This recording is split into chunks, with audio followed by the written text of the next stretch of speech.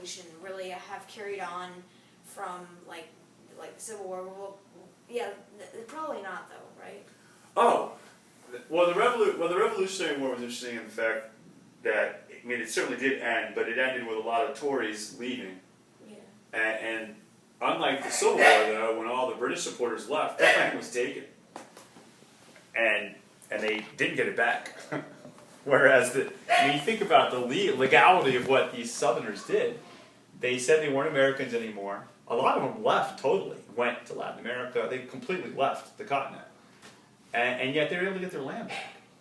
And that is that troubles me, because they said they didn't want to be in America. They didn't want to be American anymore. They were rebels. I mean, that's all Lincoln ever called them, were rebels. And there were plenty of people who thought that they were traitors. They deserved to lose their land just because they took up arms against the government. But there's all kinds of great counterfactual questions you can ask about the Civil War. I mean, what if the North had never invaded and just sat back? Would they eventually been able to get the same goal of ending slavery? Could they have, just continued the blockade? The blockade was not effective. So it's still fun to play the game of what if. Historians do it all the time. What if? And they're impossible questions to answer. There's no right answer to these questions. What's your take on the Lincoln movie? Oh, the Lincoln movie was fantastic. I liked it a lot. Well, first it was filmed in Richmond, my hometown. My family was excited about that. I thought, from my reading of it, from my seeing of it, I thought it was fairly accurate. I'm not an expert on that part of history, but that's what my understanding of how they had to get those amendments, especially the 13th Amendment passed. His portrayal was, I thought, pretty good. Yeah. The movie was interesting. I don't think it was Thaddeus Stevens. That was all there. I mean, a lot of the divisions were there. A lot of they got a lot of stuff right. I don't know if they got it all right. I'm not an expert, but certainly it seemed like they got a lot of it right. They never did. I never did say, "Wow, they completely missed that." I mean, I thought that was pretty ambitious for them to try to get that into a film. It was long too. It's like 2 hours, 20 minutes. Really? Yeah, I've seen parts of that, and it seemed very intense. Yeah, I just watched it, but she was in 8th grade, I think.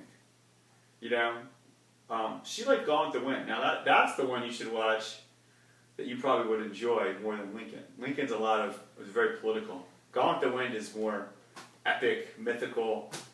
So that's set during the Civil War. Yeah. Of course, as a Richmonder, we watched it every year. I've seen that movie probably like 30 times. It's Iris's favorite movie. Really? And Beth's, believe it or not. You would enjoy it. It's especially right now that you're getting into all this. Yeah. You would appreciate it. I've shown it to my classes, and a lot of people don't watch it anymore, but it's a great film. Get your parents to show it to you. Yeah, biggest blockbuster in history. If you actually take the dollars that it earned and prorated it out, it's still the #1 box office movie. Yeah, I've seen Gettysburg and Gods and Generals. And, oh wow! I mean, that doesn't really talk about Grant, but it's pretty interesting. Yeah, there's no good Grant movie, is there? Yeah. Maybe that'll be They said at the end of Gettysburg that they were going to make another one about after Gettysburg about Grant, sort of. I'm surprised they haven't optioned that book for a screenplay, because his life is so remarkable. It's this remarkable, really. It is. It's so many levels. It would make a great film. There's your job, Charlie. Write the screenplay. For General Grant. Write the screenplay. Call it Grant, and warts and all, the whole thing. Great biopic. They love biopics. If you don't do it, I'll do it. I'm being a bad cameraman. Chuckling. Anything else that you'd like to get on film? Not really. Well, the next thing is your thesis, and that's going to take a while. But just be patient. Think about, you need to think about words like demonstrates, reveals, shows. That's what thesis statements do. You want to show something, demonstrate something, prove something. That's what thesis statements do. So you say, all right, in this project, we're going to show, demonstrate, something about Grant. It's not a book report on Grant. It's not. He was Yeah. born here. Yeah, you're gonna look at something about him and make a larger point, and that's what your thesis is that larger point. Whatever it happens to be. Now that is a good. If you say, like, looking at Vicksburg's, we're gonna show something about him as a president. We're gonna contrast Vicksburg to his presidency to show that, and then you try to show whatever it is you want to show. That's a thesis. So you could do that. That's pretty creative. And then where to look for a website, you have a bunch of different things on Vicksburg, his presidency, and you're just focused on those two things because you don't want to be all over the place. You got to be focused, and that's a good start. It's kind of intriguing, actually.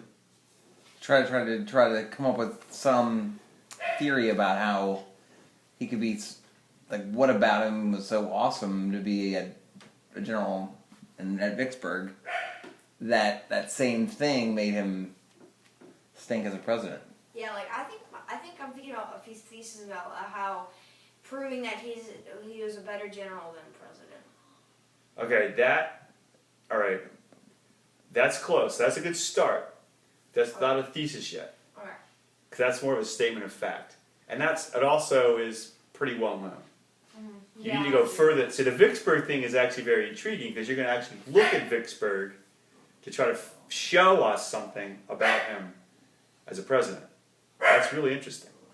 And that's a great thesis. So keep on that line because you want to get these people, these judges, to be intrigued, by what you're going to try to do.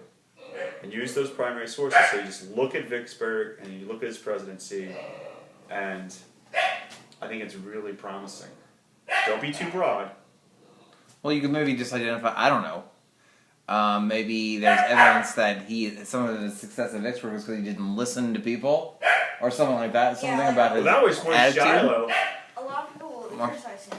Yeah, because in Shiloh, he screwed up the first day of Shiloh, didn't he? And so that Vicksburg was actually pretty successful for him. I mean, that was a very audacious thing he did to go up the river like that. And if anything, Shiloh reveals more about his failures as a civilian than Vicksburg does. I think Vicksburg shows more of how brilliant of a general he was, and how crucial it was to get Vicksburg, and they did get it. But Shiloh, he blundered in. I mean, his troops weren't prepared, and they just got lucky because they killed Johnson on the first day. Yeah, he did. So, in a way, Grant got lucky there, and he was after Shiloh. Wasn't he sent back down to the minors, so to speak? That he'd done well with Fort Donelson, but then Vicksburg he got his mojo back, and then eventually Lincoln found him again. But yeah, Shiloh didn't. After Shiloh wasn't there with the accusation that Grant was drunk. Wasn't that right? Yeah. And the reason that they messed up was because Grant was drunk, and then they sent him away. I think they busted him. I think, and then it took a while for him to get back in good graces with the leadership but Lincoln was just so frustrated with everybody. Yeah. He just couldn't get any. He just, Lincoln's. There's multi-volumes on Lincoln's search for a general. The great theme of the Civil War, which is, can Lincoln ever find a general that will fight the war he wants? Yeah, and then the first one was Winfield Scott, but the problem with him, he was old because he had fought the war in 1812, and then he was from Virginia. Yeah. And the Anaconda strategy was. Yeah, that was not a good idea. Well, they thought the war. They didn't think it was actually going to happen. It was squeeze them softly. Don't break the eggs. A broken egg can never be mended. That's what Lincoln said. So they didn't want to break a lot of eggs in the beginning, and they didn't. They sure didn't. And I think that the best general he had just before Grant was, I think it was maybe Burnside, because his only really big failure was Fredericksburg. Right. When he was when he didn't cross the river because he was waiting for the portable bridges. Yeah, well, he was trying to cross the river and fight uphill at the same time. Yeah. Pretty much a textbook blunder. Led his men to absolute slaughter. One or the other is usually not a good idea. You combine the two of them. It's just like shooting fish in a barrel. So I guess we toured Fredericksburg. Yeah, we Yeah. Have we been anywhere else? we went to Bull Run. Yeah, That's right there by the airport. over there by the airport. Yeah. Bull Run was pretty fun. And By then Dulles. we actually went to a Revolutionary. We went to Yorktown. Oh yeah. Yeah. See down there in Williamsburg now. Actually, you got Yeah, all that kinds of good stuff that down there. was actually a Civil War battle too. Yeah. It was all mainly Revolution.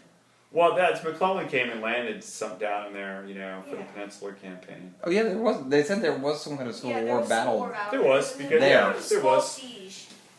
Yeah. Because there was a lot of hundreds, some thousand people landing, on the James River to go fight in Richmond. Yeah. So there was definitely fighting up and down that peninsula. Yeah. And that town was really interesting. All the old buildings. You haven't been to Gettysburg yet?